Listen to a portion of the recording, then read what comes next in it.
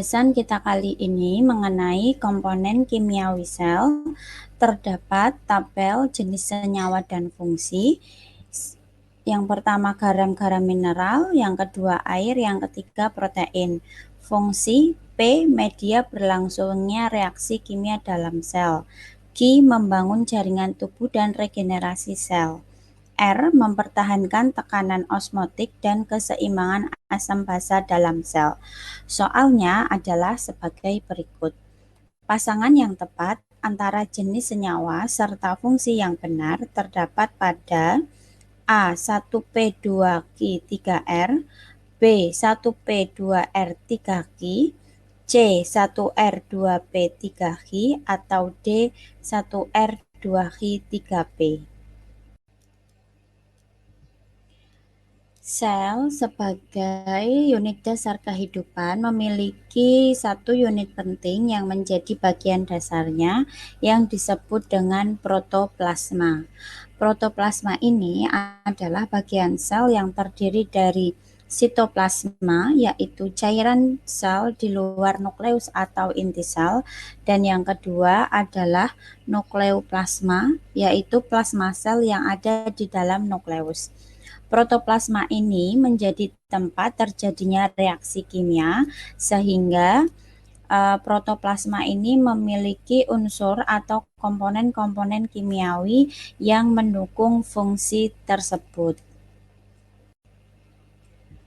Apa saja unsur-unsur kimiawi yang terdapat dalam protoplasma? Mari kita bahas bersama-sama.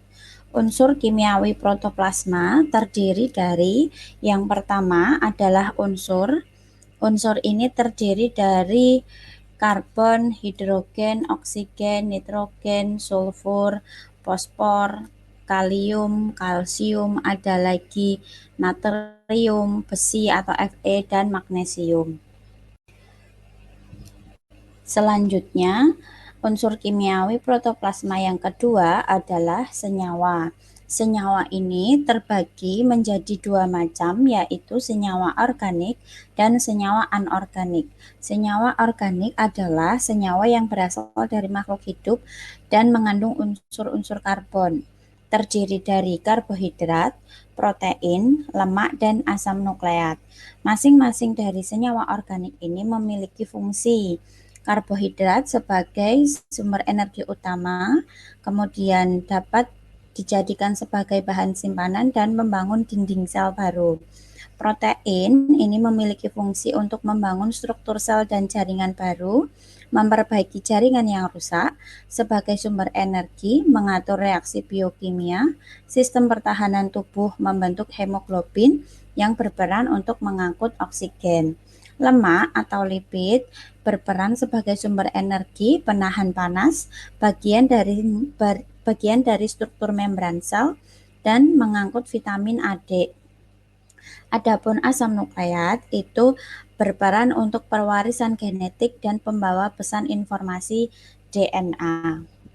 Kemudian senyawa-senyawa anorganik itu terdiri dari air, gas-gas seperti oksigen, karbon dioksida, dan garam-garam mineral. Sebab memiliki banyak fungsi seperti pelarut, pengangkutan zat-zat makanan, dan pengatur suhu tubuh, sebagai penyokong dan memberi bentuk pada organisme, sebagai pelumas, dan berperan dalam difusi gas saat respirasi. Gas-gas oksigen untuk respirasi, sedangkan karbon dioksida adalah hasil dari respirasi itu sendiri. Kemudian garam mineral itu berfungsi untuk proses ionisasi dengan melibatkan senyawa asam basa. Garam mineral ini mengalami ionisasi membentuk ion positif dan negatif. Jadi, jika kita analisis bersama tabel pada soal garam-garam mineral yang tepat fungsinya adalah untuk mempertahankan tekanan osmotik dan keseimbangan asam basa dalam sel.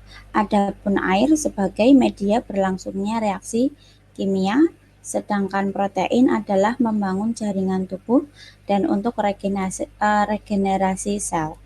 Kesimpulan, pasangan yang tepat antara jenis senyawa beserta fungsinya yang benar terdapat pada 1R, 2P, dan 3Q. Opsi yang C.